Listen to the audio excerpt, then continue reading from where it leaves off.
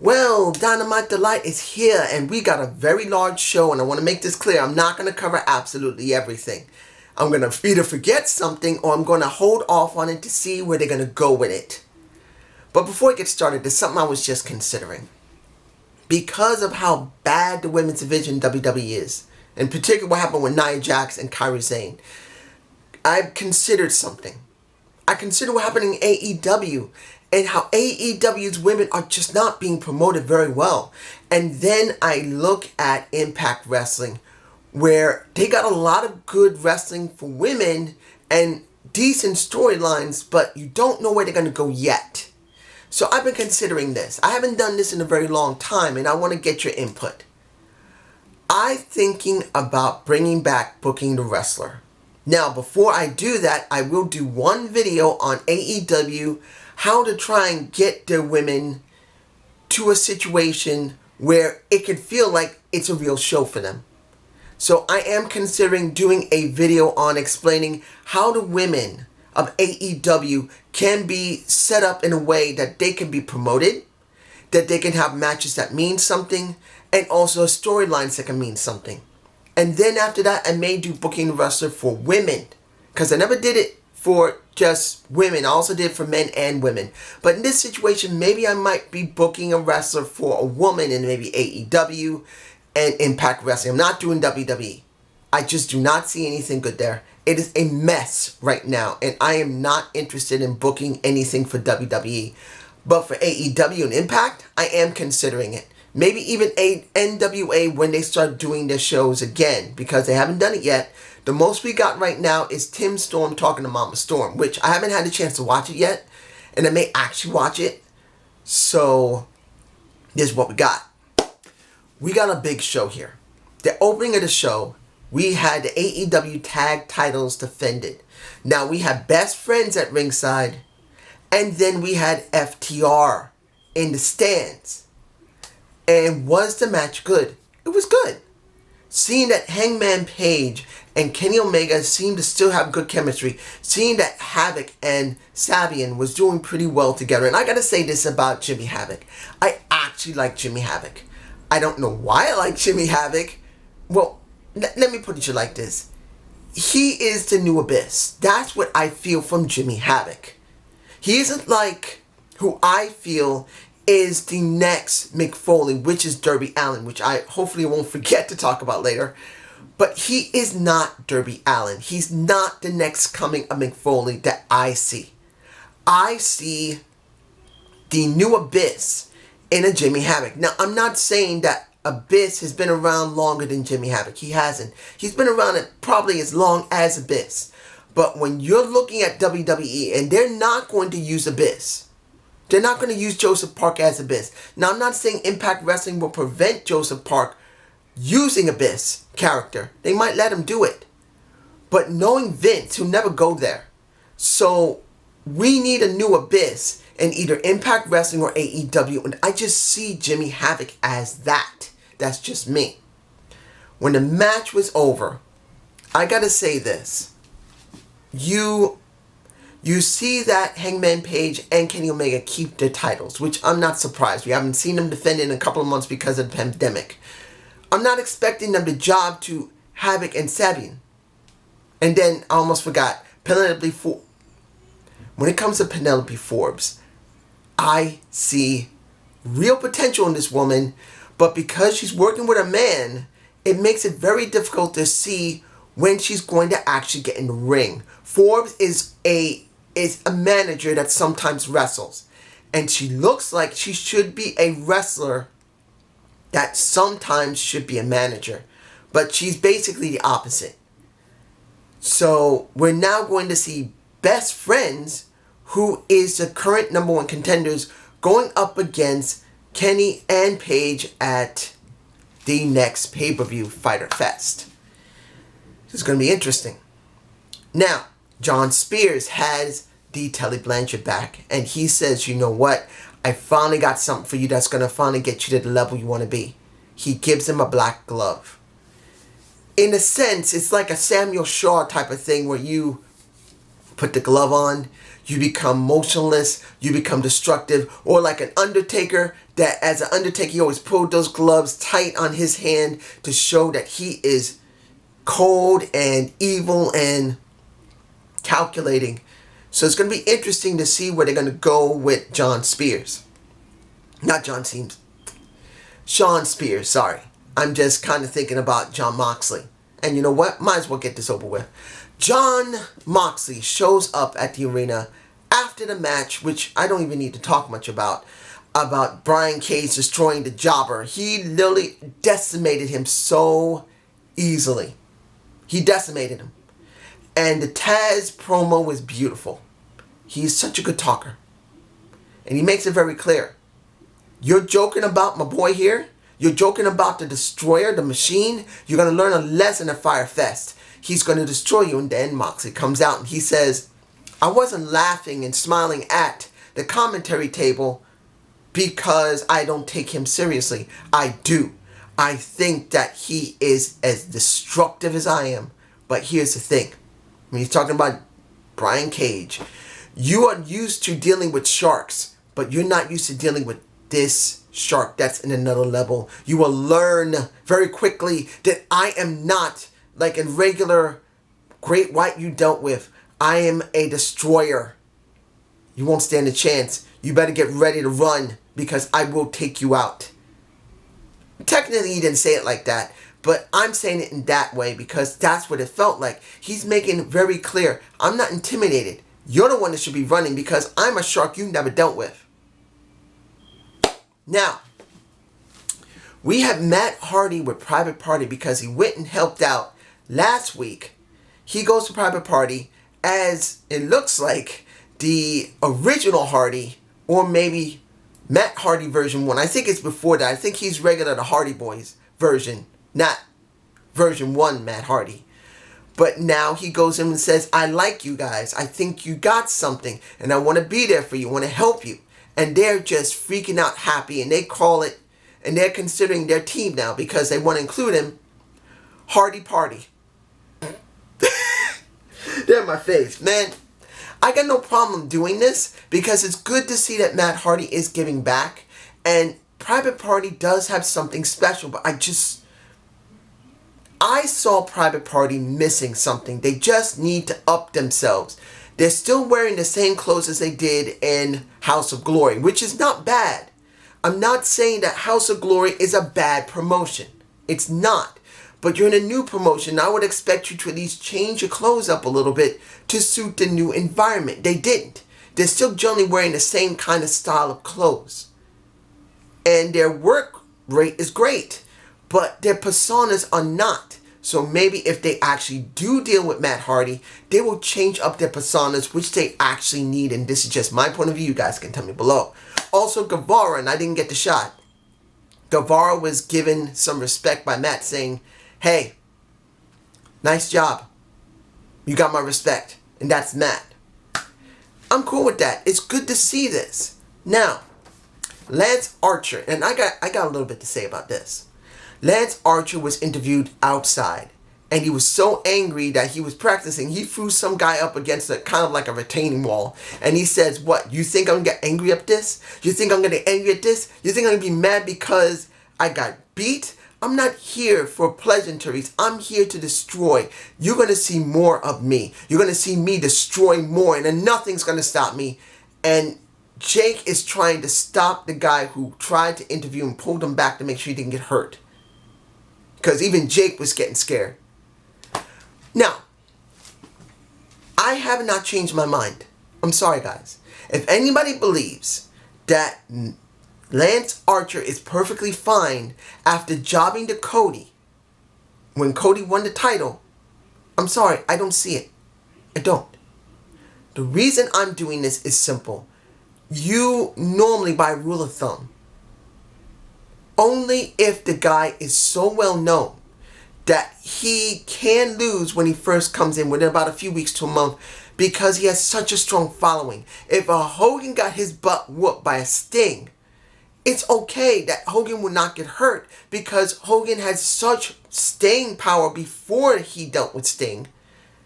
Once he came into the company, and after he lost, he wouldn't lose that much. He can just change his persona a little bit, and he would still keep a good head of steam. But you're talking about a guy who's been working in New Japan and Europe and Mexico for quite a while. He's not generally used in America. Maybe he was in ROH. But you're talking about ROH. He didn't go to Impact. He was either in New Japan Pro Wrestling or maybe ROH or maybe Mexico and AAA. He has not generally been in America a lot. And maybe the great smart marks know about him, but the general casual fan does not. And this is what a lot of wrestling reviewers don't get. We're talking about a guy who's well known by really hardcore fans. But to have staying power in a company, you got to have the hardcore fans and the regular fans to really feed off of to make sure this guy works. And we didn't get that. If this was 6 or 8 months from now, fine. It wouldn't have hurt him too much. But he'd been in the company so briefly, it did not come off right. To the casual fans, why are they going to believe in a guy that, yes, he's a big monster, but he just got his ass whooped by a guy that's 215 freaking pounds and a Cody Rhodes? I'm sorry. Yes, Cody's been doing great, but he did not need to lose here. He is not well known to the casual fan, and this is what so many wrestling reviewers don't get. They don't understand it. And this is why he looks weak. Now they're going to have to rebuild this guy from scratch. And he can't lose for a while. If they let him lose again within the next 3 to 4 months, it looks bad. And what is he, a joke? Like the Butcher and the Blade. And let's go into FTR. Let's put it in perspective. FTR was interviewed by Tony Schiavone. They said they are so anxious to deal with Private Party, with the Lucha Bros, with Hangman Page and Kenny Omega. They're saying they're not looking at them immediately, but they're eyeing them. They're ready to see everybody in the roster. And they're more than ready to go after Santana Ortiz. People have compared them. But then when Schiavone asked them about the Bucks, and asked them, so when you were dealing with Butcher and the Blade, and you had a chance to hurt the Bucks, you didn't do it. Why? They pretty much said it like this. We're pissed off because, simply put, everyone compared us to them and said that we're nothing compared to the Bucks. They have been the wrestlers of the decade, the tag team of the decade. And one of them said, I want to knock their teeth down their throat. So for us, we will have our moment. But until then, we don't want them to have a scratch on them. We don't want them to have any, and I repeat, any type of handicap or problem or anything. We want them 100% healthy. We don't want them hurt by us. We want them ready. So when we finally face them and beat them, there'll be no question. And they made it very clear. They want the commentators to say, I'm sorry, because they always said the Bucks are the best. And once FTR wipes them from the face of the planet, they want them to apologize to them and call them the best. I like that. And you know, the thing that gets me when it came to Dash and Wilder, the former Revival, you can see as they're talking, they're enjoying themselves. You can see, like, when they did their promos back in WWE, you can see a cloud over their head. They're just frustrated. You can see it in their faces, their mannerisms. They couldn't hide it. They were frustrated. Even though they tried, You could tell they were not happy. Here, you could see the joy in them. Yeah, they still acting like they're the badasses, but you could see they feel something enjoyable. And that's great to see. And I'm glad to see it. The Bush and the Blade come out while they're doing the interview and said, you beat up on us, we want to show you what is going on. And they made it very clear, look, when we wiped you out, that was business. So let's do our business next week, and then you'll see what you're going to go up against. So I'm fine with that. Now, let's go to,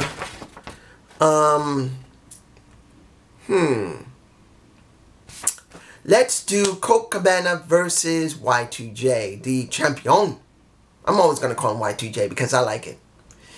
Let's put it to you like this. Two guys who have never faced each other, who have been in the business almost about the same time. One is a bit younger than the other. I think Colt is younger than Chris, easily. He's probably near his age or maybe slightly younger. I think he's younger. What did we get? We got a decent match. And in the end, I didn't expect Chris to get jobbed out here. He had to beat Colt. And then he cuts a promo. A good promo. Saying that Tyson, I want to break his face. And I'm going to do it. We are going to do this. It trended last week. You're going to see me against Tyson. I'm going to knock his teeth down his throat. And then Cassidy comes out once Y2J, the champion of AEW, calls for him. And I'm going like, really? You would have Orange Cassidy come out now. Yes, he got attacked last week by Pride and Power, PP. But you got Hager with the champion, and they could not lay a hand on him. So now next week, you got Hager and Pride and Power versus the Best Friends and the Cassidy. At least they're giving them something to do. I'm alright with that. There's no problem. And then after all that, you see, it's interesting to see they're going to try and get Colt Cabana to deal with the Dark Order because he shows he's good. He knows he's good, but he got beat by Archer. Now he's got beaten by Chris, and he's feeling frustrated. So Brody Lee walks up to him and say, I understand your pain. I understand your frustration. You need a group behind you. You need more. And one of them hands him some water. Question's going to be, how far are they going to go with this? I was not happy to see Brody Lee job. I'm sorry. He shouldn't have jobbed. He shouldn't have to Moxley. I'm sorry. Just like Archer, I just don't feel like these two guys should have jobbed so soon. I can understand in a sense they had to probably do it because of the pandemic and they had to rush things. But doesn't mean it was right. And Brody Lee needs more. And I just don't see it happening.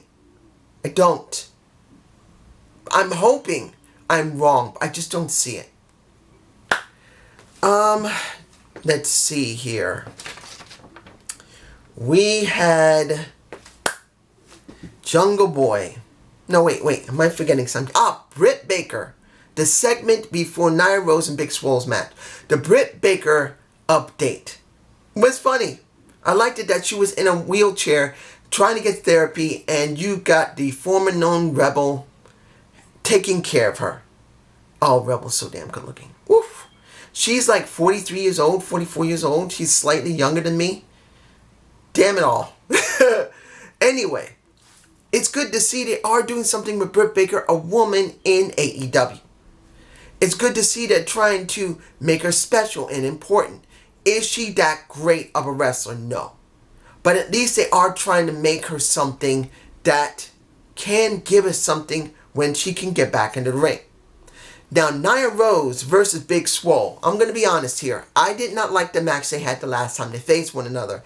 It was bad. They had bad chemistry. That day was bad. It was bad chemistry on that day. Today, it was better.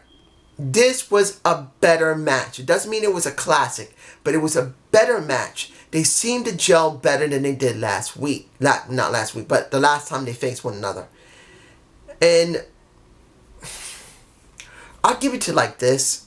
Seeing two women having braids in their hair, trying to do their work, and having to flick their heads and their hair back multiple times is extremely distracting. I didn't think a woman with braids could be that distracting. And both of them had braids in their hair, and they were both distracting. So that did not help the match. But it was at least a decent match. Nia won, and then it seems that Big Swole might have a feud with Britt Baker when she comes back, which is fine. We need some for Britt Baker, and we need some for Big Swole, because we're not doing anything on AEW Dynamite. We need more. So hopefully now you'll have something going on. You're going to have Sheeta with Nia Rose. You're going to have Britt Baker with Big Swole. At least that's something. I don't know if it's great, but at least it's something. Finally, and if I'm forgetting on anything, I'm sorry, but there are certain things I'm going to leave behind. Like what's going on with Allen and Cage. I'm not going to talk about that because I want to see how far they're going to go with Allen. I'm not going to talk about the interview. I'm leaving it. But we now have Jungle Boy versus Cody Rhodes. He bled for us all. I'm going to use that as a title. It's simple, direct. They really wanted to make the TNT title important. This was a good match. It was a good match. MJF gets involved because he's angry at Jungle Boy. He should be the one in that opportunity, not Jungle Boy. He thinks of it as a joke. So my guess is Jungle Boy and MJF are still going to have a bit of a feud. Comes to Cody. He was very rough with him, which was fine. And then Cody bleeds, as you can see in my face. Was this necessary? Here's the thing. When blood is involved, it's very difficult to say sometimes if it's necessary for a feud or storyline or what. In this situation, they're trying to make Cody an extremely great fighting champion. Especially that this was his first title defense. They wanted to show that Cody's willing to do whatever he needs to win. To break through any type of barrier to keep that title. Even blood is a barrier. And in that respect, I can understand why they did it. But was it necessary? Really? I don't know. I don't think it was. But it's very questionable. This is a new title. Cody now has that title. He is trying to make it important in these open challenges. And the key of this entire situation is, can he do it without using a prop? Without using some type of extra little thing.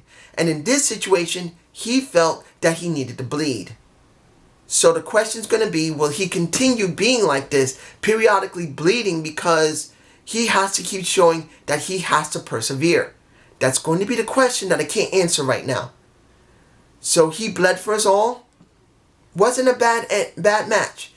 And seeing that at the end, Cody slumps on top of Jungle Boy, and he probably talked to him and said, "You did good, kid. You did good. This was a great match." I think that's what he did when he was talking to him in his ear. When he was laying right next to him after the match was over, before he sat up. So, I'm cool with that. But still, we have a lot of questions. Will they go somewhere great with Jungle Boy? Will they go somewhere great with MJF? What's going to happen with Darby Allin dealing with Brian Cage? And Taz really made that bit beautiful. Will they make Brian Cage job? Will Moxley have to lose eventually? It's a question. But this is just me. You guys tell me below. Have a good day. Have a good night.